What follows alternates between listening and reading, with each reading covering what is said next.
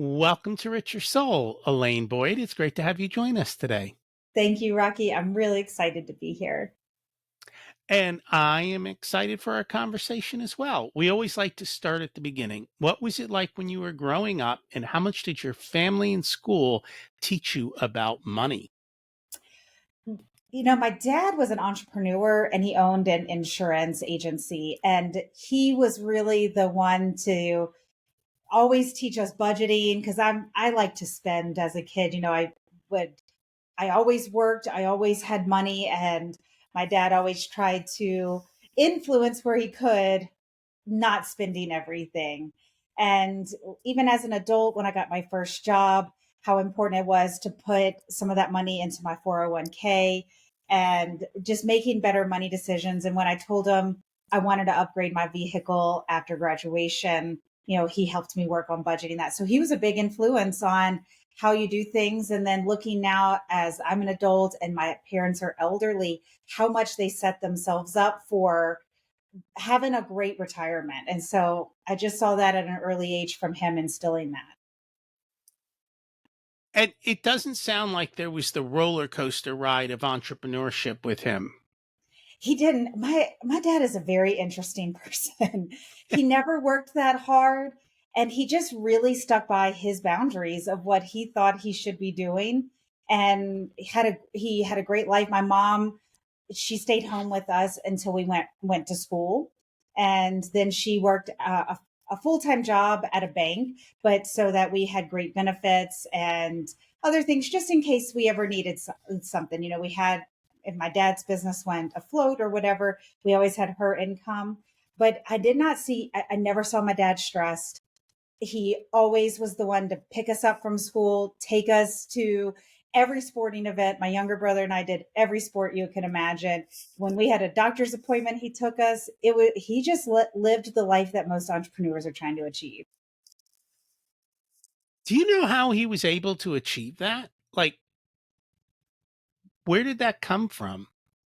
I don't know what happened in his life for him to instill these things, because his dad abandoned them when he was 9 years old. He had two brothers. He was the middle child and left in the middle of the night and never came back.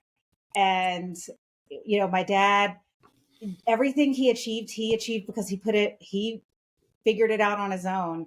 I think it was a mix of charisma and pure determination. And, he went to art school for 2 years in college and he realized I'm never going to support a family on a art teacher salary. So he dropped out. He doesn't have a college degree. He started working for an insurance agency and said, I could do this, and started his own and took off from there.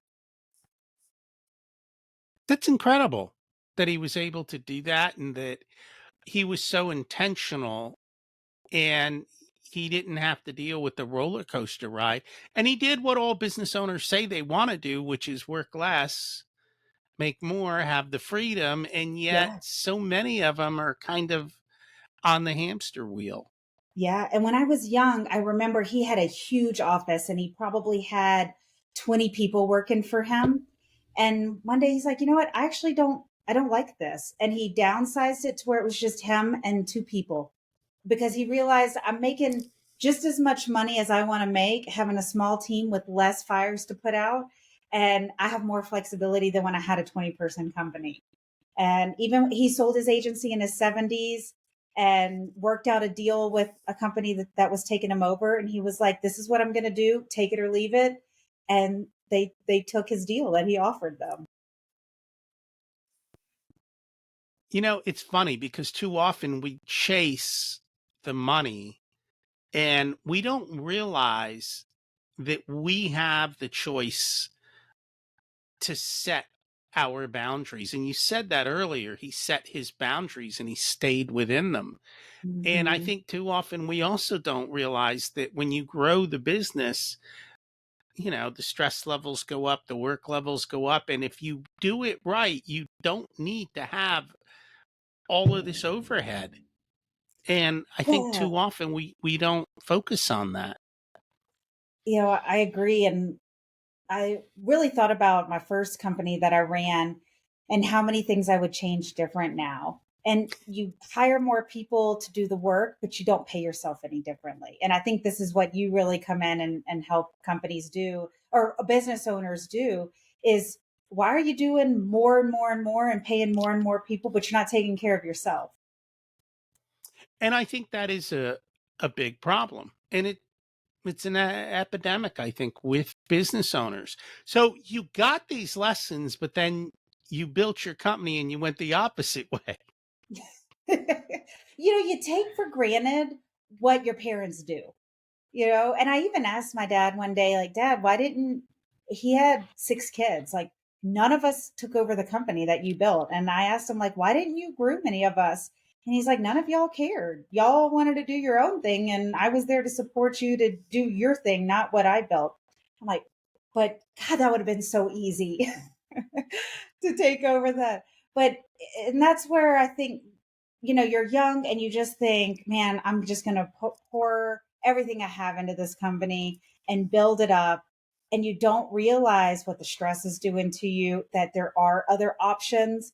And it wasn't until a couple of years ago I looked back at what my dad had done and I said, he knew what he was doing. Whether he knew it or not, he had it figured out. And now I really look to him on like how he built things and not being stressed, because that stress, it ate me alive. It was killing me. So tell us about that. What happened? You built up your agency. Yeah, I built up my agency over about 11 years and I had 125 employees. And that's a lot, a lot. And I didn't have any guidance. I was in my 20s to my mid 30s, so I'm just figuring things out as things came. I was figuring it out. I didn't have any leadership. I didn't have any mentors, coming in, and I just kept taking on more and more and more and more, and handling huge contracts too. You've got these huge corporations that are very demanding. You've got employees that need help, and it's a lot of pressure on you. And so over that course of time, I just carried more stress, and I started having these episodes where my face would completely swell. Like I looked, my friend called me the Walking Dead because I looked just like a zombie. And I couldn't even see. Sometimes my eyes would be so swollen shut I couldn't open them. And what I finally figured out after about a year of having these episodes and starting having them more and more often is it was from chronic stress, and it was an autoimmune disease called angioedema. So I had Hmm. to learn how to reverse that and not be under chronic stress. And that is so hard to do. I mean, Rocky, I don't know if you've ever, chronic stress is because you put yourself in that situation so often. To unwind your brain to say, I'm not going to be stressed, I'm not going to put myself in a situation. It took me 2 years to unwind that, to not have another episode once I figured it out. When we create, and it's all up to us to what we create. When we create those conditions, they seem normal, even Hmm. though they're not normal, right? The Yeah. body will revolt. Whether or not we listen is a different story, but then to change that and to clean up, yeah, it's not going to be, it doesn't just happen overnight. It takes time. It So took was time to your, get there. So yeah, it's like gaining weight, right? It takes maybe 5 years for you to gain 40 pounds. You're not going to lose that 40 pounds in a month. It takes no. time to lose it because it took you time to get there. So the same thing with stress is you didn't just wake up being stressed all the time. It took years of implementing that feeling. So what changed that you decided to do something about it? One of it was I didn't know what was causing it. I kept thinking it was an allergic reaction.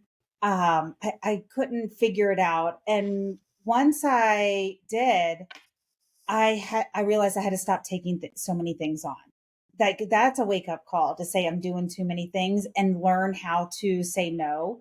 And like that sounds really easy, like, oh, you just say no to things. Like, no, there are things that you might enjoy doing that you just can't do.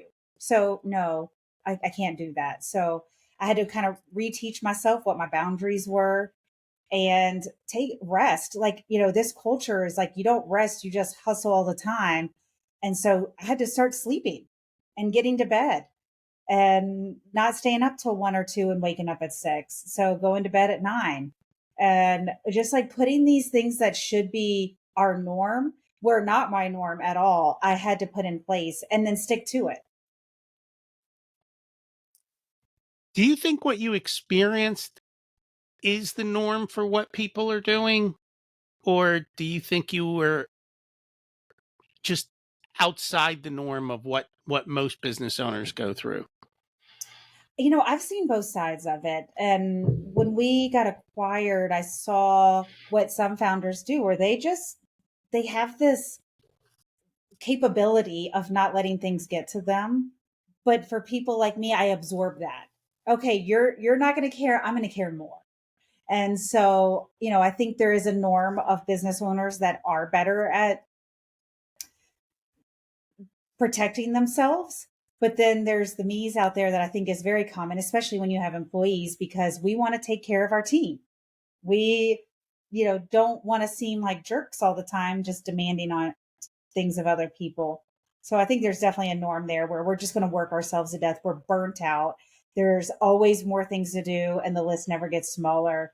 And from what I've seen, there's a lot of those business owners out there. So what happened? You sold the agency, and then what happened? I really just started resting, and part of it was, I just said I'm done when I really figured it out, because I had to stay on for 18 months through that, and they would have kept me on forever.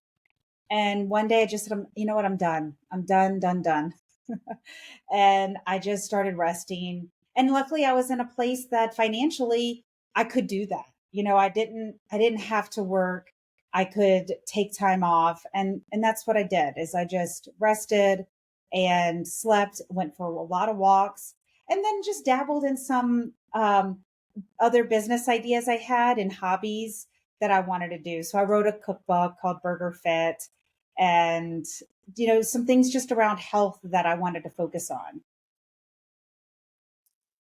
What did you learn about health during this whole process? That there's red flags, and I always say I'm so grateful for having those angioedemic episodes, because if not, I wouldn't have changed my lifestyle. And what that looks like is maybe a heart attack, or something else a lot more serious in my future if I hadn't paid a closer attention. What are your red flags? Eczema was another one. I didn't have eczema my whole life until that is my earliest sign that I'm getting too stressed, is if I break out with eczema on my hands. And when my eczema gets really bad, that's when I know I'm getting closer to an angioedema episode. So learning what those red flags are is so important, because your health could look different. Maybe it's um, weight gain, or somebody might have acne. Like, so many females are like, my face is breaking out, like I'm too stressed. Like, okay, well, what are your signs? And start realizing those earlier, so that you're not in a position where it's something life threatening. And I don't think women think of it that way. Like, the men are always worried about heart attacks. Um, but for women, you don't really think about heart attacks as much, and some of these things. Yet you're still just as prone, depending on what you do, to being Mm-hmm. able to deal with that. Yeah, and I think that's a really good point, that men versus women, like women just feel like they have to take it on. That there's nobody like, you're juggling home, and you feel like you have less options. But starting to say, no, this isn't all going to be on me. I need help. We're in this together. Or finding, what type of resources you need and speaking out, instead of just saying, oh, I can take that on. Oh, I can take that on. And then you're just withering away. What were some of the best resources you found? Some of my friends are in some type of natural health care. So I have a friend that does Chinese medicine and acupuncture. And I have another friend that did, she was a healthy food chef. where she did some meal planning for people. And so I just started tapping into those people, and whether buying coaching sessions or acupuncture sessions, whatever it was. And those really started changing my perception of what reality is. And we're all ingrained differently. Like growing up, I grew up in Southern Louisiana. We did not eat healthy. We were in the 80s, and there was just no such thing as what you put in your mouth affects how your health is. Like, no, there's just a big gap there in education, and I was lacking it. And so I realized that and started saying, okay, who do I know that knows more than me on these things? You know, you want to build a social media agency, I can help you there, but I cannot help in this what is healthy and what is a norm that I should be creating for myself. And so that's what I did. And it's looked different ways with different people. Like I had a friend, she's like, why don't you come over and let's cook a meal together? And so we planned ahead of time what we were going to cook. Like I'd never eaten a beet before her. I wouldn't even know how to cook a beet. And so she showed me how to cook with beets. We added some goat cheese, some pepitas, and made like a little beet salad. It was delicious. And so I had to like, what kind of vegetables? How do you cook with? And then the other thing I did was, have you heard of what a CSA is with a farm? Like a farm CSA, Oh, the community. shares. Yeah. Yeah. Community supported agriculture, I think is what the CSA stands for. Then you don't have a choice on what you're buying, and you have to figure out something to cook with it because you've got it. And I even had to tell the farm, I'm like, I'm so not educated in this that I need a list of what these vegetables are. So like when I'd go pick up my CSA box, if they didn't already have a list in there, I'd write down what was in there so I could Google recipes with it and know what to cook. The reason I've never joined one is, to me, it seems like too much work to figure out what to do with what they give me. I'd rather, like, I know what vegetables I like. We know how to cook them. And so for me, it's easier to say, these are the vegetables I'm going to eat that Mm-hmm. are healthy, and sticking kind of to that and Mm-hmm. being a little bit more intentional with it. Um, but again, you're limited, and it's not as fresh as what you're buying because you're getting it from the actual farmers, and you're Mm-hmm. getting what's in season in your particular area at the moment. So you're more in line with that natural rhythm Mm-hmm. of what's going on. Yeah, I see when I go to the gym, it's a drop off location. So there's Oh, so always they'll those, have stuff there. they'll have the boxes right there for people who have signed up for their shares. And then the other thing is, our life is so constantly changing that I'm like, I don't know how I'm going to eat all of this in a week, let alone figure out how to cook it this week and do all of that. So again, you have to figure out what works for you. Yeah. One of the fun things we did, so my company that I started, it was in San Diego, and we had a big team there. And they in San Diego, people are just very healthy in California for the most part, especially along the coastal cities there. And so one of the things everybody wanted to do was join a CSA as a company, and we'd have the box delivered there. Everybody would take home the veggies. They'd pick something, take home, and they'd cook it. And then the next day we would have a potluck together with everything. We Oh, had so much fun with that. The employees loved it. And it was a great, just like team building thing we did once a week together. oh, nice. And so, how quickly were you able to recover from what you had been through? It took about 2 years for me to not have another episode after that. And so, and I kind of had to learn some things about myself is after I quit and I started working on my health more and de-stressing is it took a little bit of time, but then about a year later, I started having back-to-back episodes again. So I realized it wasn't the company putting demands on me. I didn't have that anymore. It was me personally putting demands on myself. And I realized really how we think that it's outside things affecting us, but it's really our decision on how we're handling things. And so I immediately, when I realized that, I was like, oh, this is me doing this to myself.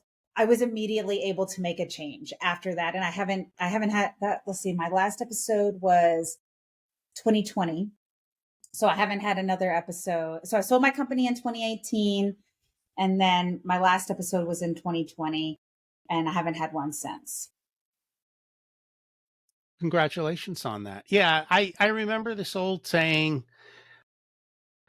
life is 10% what happens to you and 90% how you choose to react to it.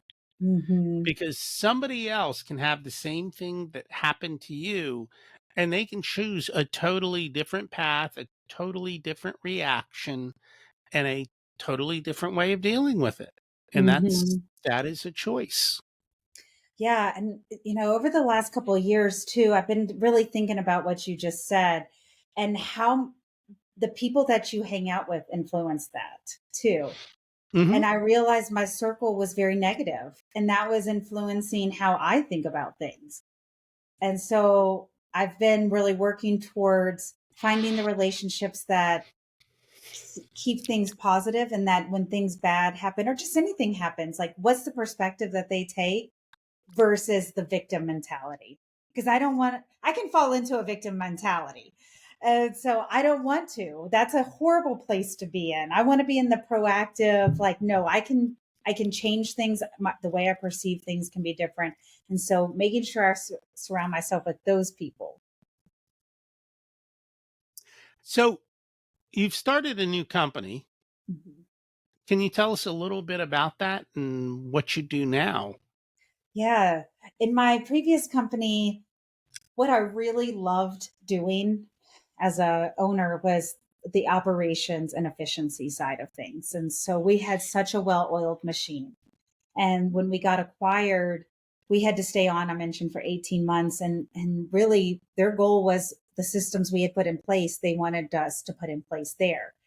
And through that, and I always say, like, I don't regret, although it was really hard and I was miserable, I don't regret it because it was such a learning experience for me on things that I took for granted about myself. And so now with my new company at Workday Ninja is the name of it. And we go into companies and help them figure out where they can automate, delegate, and eliminate in their workflows. And we use a combination of AI and a combination of automation and just help them better scale or have better efficient workflows. How much time are they able to save by doing that? Typically, and it can be per workflow, but it's 20 minutes per person per day at a minimum, which is equivalent to saving that one employee a month per year. Now, some of the employees can be a bigger impact. So for like just new client onboarding, for instance, you have a handoff between sales and account management. Companies will have an admin sometimes in between, and it typically takes on average 2 hours to onboard a new client, is what we found out of all of our engagements. And we eliminate that work because it's all automated. That handoff is all automated. So you're eliminating 2 hours of work per new client being onboarded. And so it can be looked at per workflow, how much time can be saved. Another client, we saved 40 hours per month on just automating reports. So their account management team didn't have to go and pull those manually. I find a lot of business owners struggle in this area because there's two parts to it. They've got to do the work to build the systems, Yeah. and they always seem to be running around with their hair on fire. So they Yeah. don't have the time. The second thing, and I don't know, maybe you can tell me, I find people who know how to build operations and systems are unique in that there aren't a ton of them, and most people are actually not very good at this, which was Yeah. super surprising to me. Yeah, I mean, you nailed it. And even companies that have a project manager, and project managers, I mean, we love them, but project managers are good at making sure a system is being followed, not at building a system.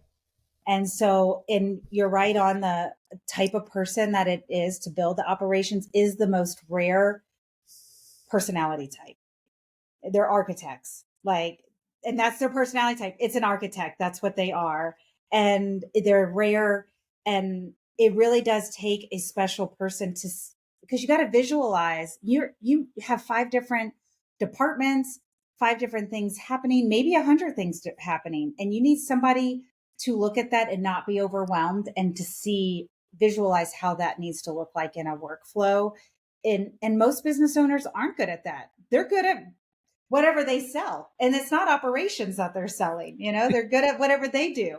And so they really do struggle. And a lot of companies don't have these things in place because it is a unique person. And a lot of times the company can't afford a full-time person to do this. And you don't necessarily need I mean, you need a full-time person probably to build it. But like you said, you don't need that person to maintain it Mm-hmm. and to run it. It's a separate skill set. And I Yes. think that's where a lot of business owners get confused because they go, "Oh, I hired a project manager. They'll build the system," but that's not their skill set. Mm-mm. No, a lot of them get really overwhelmed. And when a company has a project manager, that's our favorite kind of company to work with because they have a champion and somebody that can maintain the system once it's built. But they're getting just as overwhelmed. You can't be the person to build the system and maintain it because that is 2 different personality types. Somebody that's going to maintain it, you want a bulldog. You want somebody that's going to be making sure they're being proactive, they're checking those projects, they're checking those tasks, they're following up. The person that's behind the scenes building it is not that person, and vice versa. And I think that's where people get confused. They don't realize the skills required for these types of things. And it's very technical on building it. You need to be a, you don't have to be a software developer, but you need to be tech savvy. You need to understand how to read API documentation and know how 2 software platforms can talk to each other. That's a different skill set than somebody that can manage a project. Oh, that's very true. Is how do you get the systems to talk to each other and be able to do that? Do you find as you go through this process that a lot of what they're doing is just irrelevant? Like it's not even necessary to do half the stuff they're doing, but they do it because that's the way they always did it? So that's why we have a portion of our, so our methodology is automate, delegate, eliminate. We do find a portion of it can be eliminated, and some of it is inconsistency because they have 5 different people doing it and they have 5 different ways of doing it. And Mm. so there's a part of it that way, and there's a part of it that just needed to be templatized. you know what does the, have a email template for your welcome email, like it's certain things that they're just doing haphazardly. So I don't always find like, oh, this is the way we've always done it, so we're going to do it this way. It usually has some place in the system that, but it could be automated. Like, oh, you're printing out the papers and then filing them. Like, you don't need to do that. We can just put it in Dropbox, like something like that, that could be translated to a more digital way. I do see a lot of manual things that don't really fit in a modern tech stack being done anymore. That could be just completely done away with. Like, you don't need to print that out anymore. Like, that's irrelevant. People have QR codes, they can scan those, and you don't need to print everything out. And that's true. So how have you maintained the new company without getting sucked in? Well, I mean, we just really learned a little bit about like what types of clients do we want. Everybody wants great clients, but we had to, there's a certain ideal customer profile, and we had to really learn who that was so that we're taking on clients that value what we do. Too small of clients, they don't have the pain points yet. They realize they need these things, but it's not super painful because they don't have enough employees that are sucking the time out of their lives. So, Hmm. we really had to get good. Okay, what type of clients do we want? And we just got, we vet our employees, but during the interview process. And I think one of the best things is like when we hire somebody, it's for a certain skill set. But we also implement when we hire somebody, what other skills do they have? Do they have knowledge on other platforms that maybe we're not offering right now, or we don't have a client? But then it's not my business partner and I figuring things out when we get a new client. No, we know what people on our team have the skills for that new client coming on board, and that we can always do a match. So are your employees actually the people building the systems for the other people, correct? Yeah, I can talk about systems. I get the bigger picture, but I'm not the best person to go and implement the solution. I need somebody a lot more tech savvy than me for the implementation. How do you figure out through the interview process who is that person who has that architect skill set? So we do a three-part interview process. First one is a very normal interview, just making sure they're kind of a culture fit with us, review their resume, ask them some questions. The second part is we give them a skills test. We email it over to them, and they have to do, and it's under 30 minutes. We don't want them working for, days on this skill test, but it's under 30 minutes, and they have to record a Loom video of explaining what they built. So we make sure they didn't have their brother, sister, cousin, best friend actually build the system. And so we can hear, just like there's a million different languages out there to speak. You can say things in different ways. The same way with automation. You can build an automation sequence a number of different ways. There's not one right way. And so we want to see how they built it, what their thinking is. And then we always put a couple of bugs in the data that we give them, and to see if they catch it. Because we want the people that are detail oriented. And then we also have a personality test which we take. So super quick, less than 10 minutes, to find out, are they that architect personality type? What personality test do you use for that? We're moving to culture index. Okay, So I don't know if you've heard of that one. We like I that one.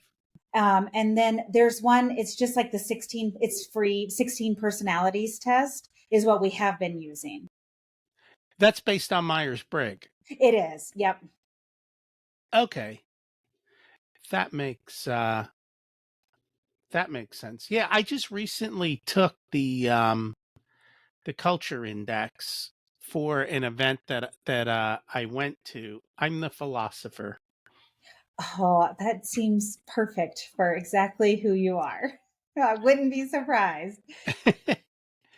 And I think in Myers-Briggs, I don't I know the letters, but I think the letters kind of correspond to architect.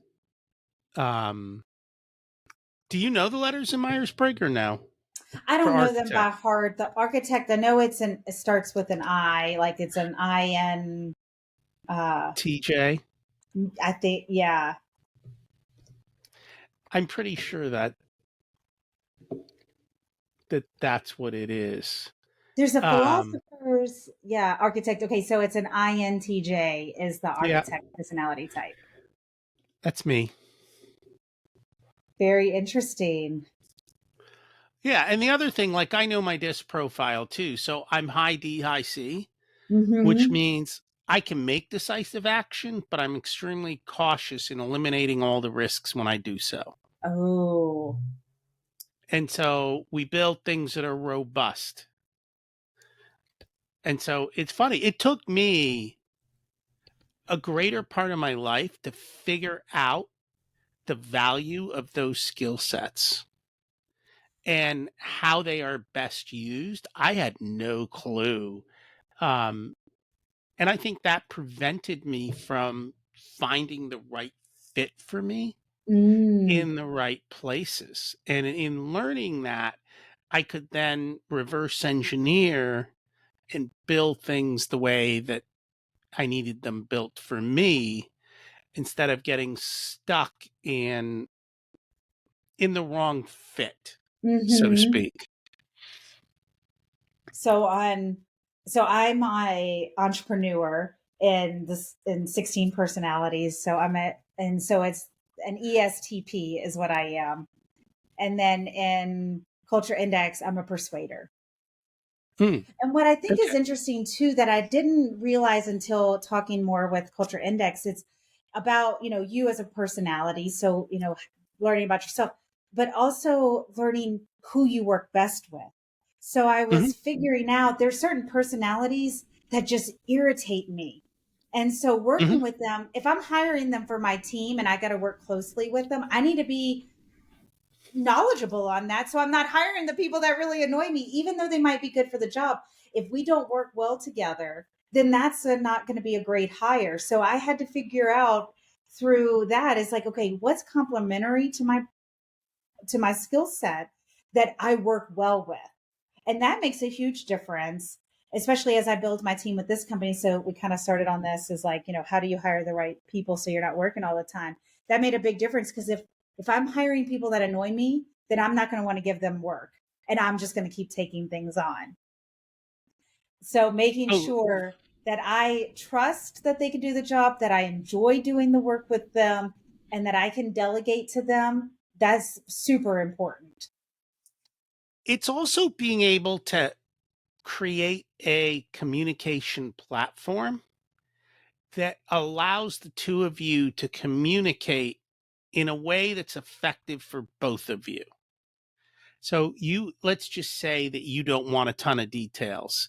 Mm-hmm. You can tell the person, I don't want all the details. Give me the high level synopsis. You can do the details. I want you to do the details. I don't want you to tell me the details, right? Yes. Or I need to know these things to be answered in order for me to make a decision. So please make sure you answer these three things in this kind of a format. And then that way the communication becomes easier. And when you look at all of the different things, and there are so many different personality tests. I don't say that one is the best. I think looking at them, each one has its own place, and Mm-hmm. together they give you a really good picture. Yeah, I mean, I agree. And I'm like smiling the whole time that you said that because one of the things we started doing, so I also have a software company. So my software is called Arvo, and it's for documentation, SOPs, training things, creating a knowledge base. And one of the things that we do is because now we've all taken the personality test, right? During the hiring process, is we have a template that every employee uses when they come on board for building a personality playbook. And it has in there like things outside of work. What are your hobbies? Do you like dogs? Whatever it is about you that you like, you put in there, but you also put in your personality type and how you like to be communicated with. And that is my first thing on mine is don't give me the details, give me bullets. So what you just said is exactly true. I Hmm. get extremely overwhelmed if you just give me this long paragraph to read. My brain shuts down. Give me three bullets. I'm good. Yeah. And it's also knowing your role and your purpose. So, like, I know as an integrator, my job is to keep a visionary in place and be able to say yes, yes, no, no Mm-hmm. to them to keep them focused, or they'll be in 100 million different, rabbits going off. And it's Yeah. it's it's getting that total understanding of how do you bring them all together. Yeah. It's been fun, and we say each of us saves our personality profile in our Slack. So like we use Slack, and you can so when new hires come, they can read about you. Whoever the manager is for that employee coming on board sends a welcome email with their personality playbook linked, and like these things that just kind of help people work together because it took me years, like in my first business, how I told you, like I had no leadership skills, no mentor helping me. I wasn't in any of those entrepreneur groups that would have been so helpful for me. And I just thought everybody communicated like me. I was naive and stupid. I, Like, I was just like you. and so I was so ignorant, like thinking that people were different. And it was so painful at times because I didn't understand how we are all different and how we communicate differently. um, and that's very true. I just got an idea. I'm wondering if when you're going to send an email to somebody, you could write the email, throw it into AI, and say to AI, rewrite this for a this. Yes. And then it would take your information and it would change it to the format that would best suit that person. And then you just off you go and Yeah. be the I'm going to try translator that for after we get you. off the call. I love that idea. That might be cool. Is yeah, because you can also teach AI, like you can give it all those different personality profiles Hmm. and have it. And so you can just go into that particular one each time and go, here's the email, make it work for Matt in the way that he needs to be communicated to. Yeah. I mean, I could see that with clients. Even maybe you don't know their personality type, but after you work with them for a while, like, they some want more detail, some don't want as much. Like I like that concept a lot.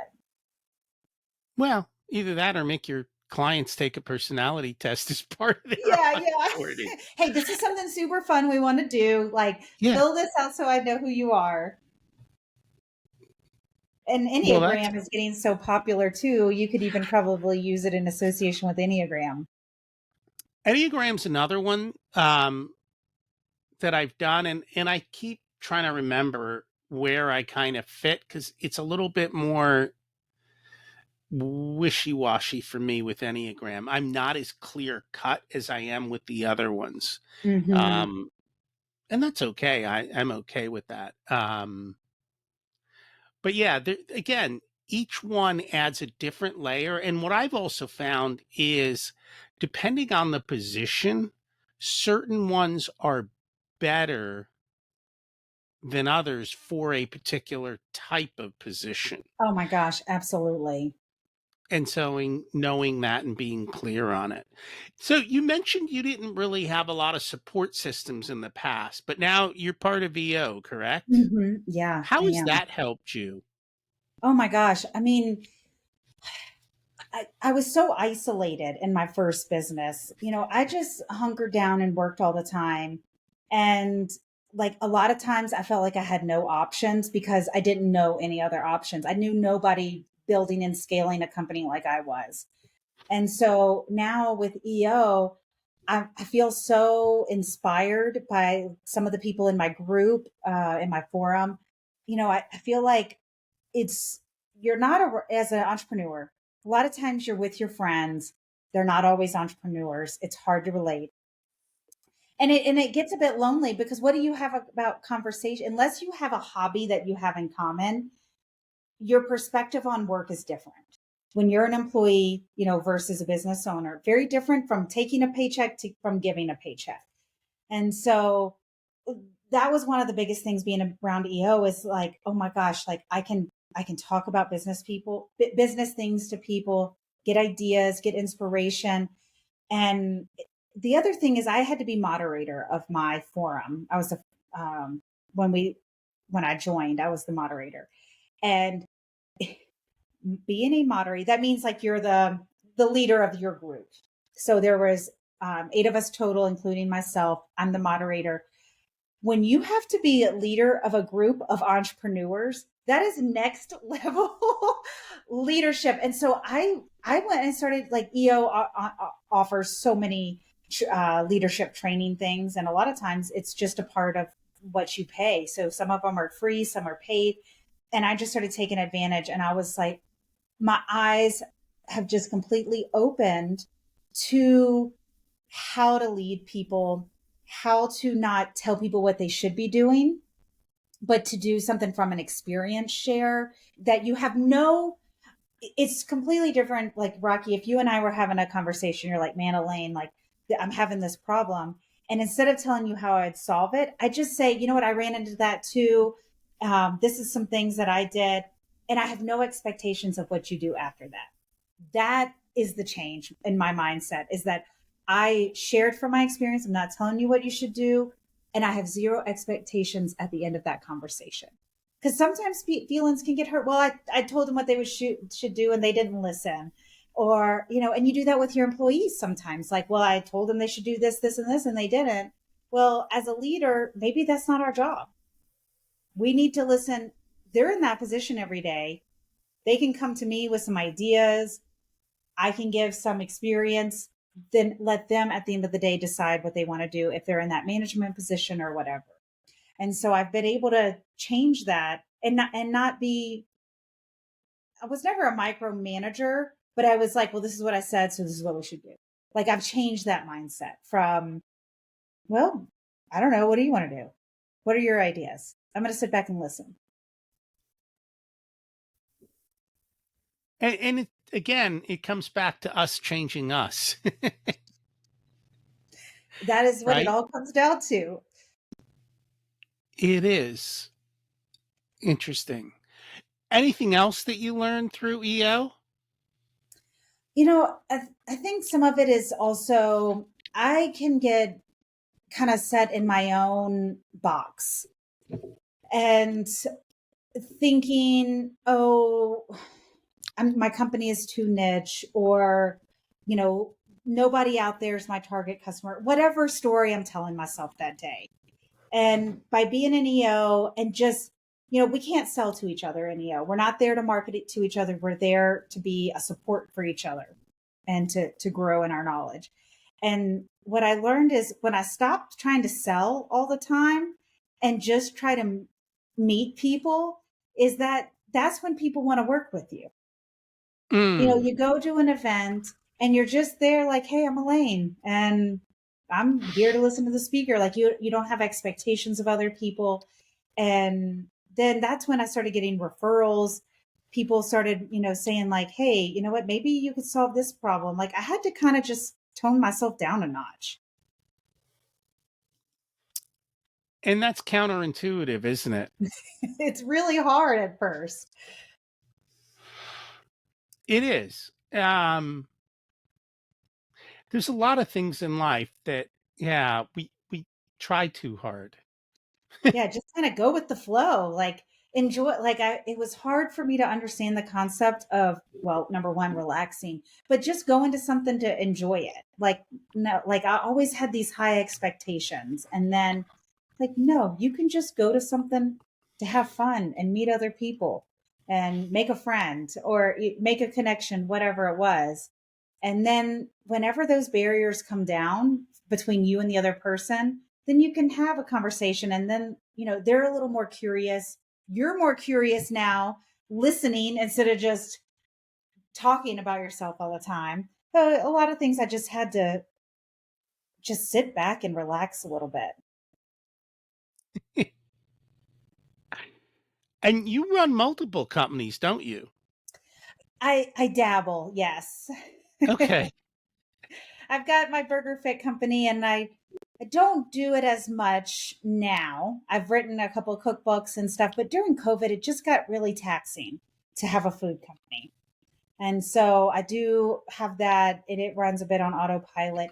But within Workday Ninja, I also have my software Arvo. So I'm running both of those at the same time.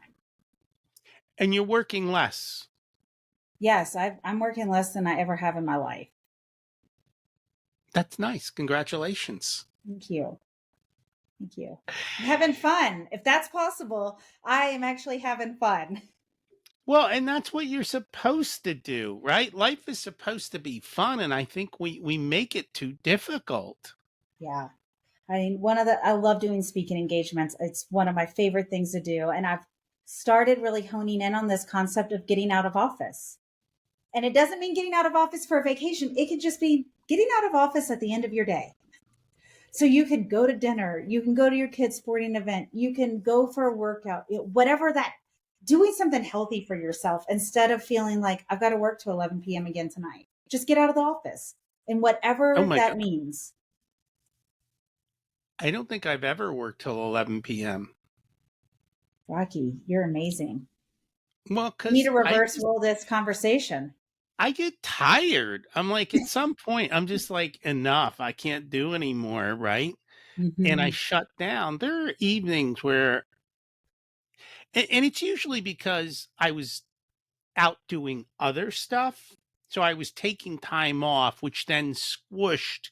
And so I need to work a little bit longer. But otherwise, my goal is to be done by 5, 6 o'clock every day, and to keep a lot of what I call wiggle room or buffer zones so Oh that I yeah, am not up against everything all the time. yeah. And to also know how much is enough Hmm. and That's being okay so with that. smart. Yeah. Yeah, that travel can really mess with the ability to execute.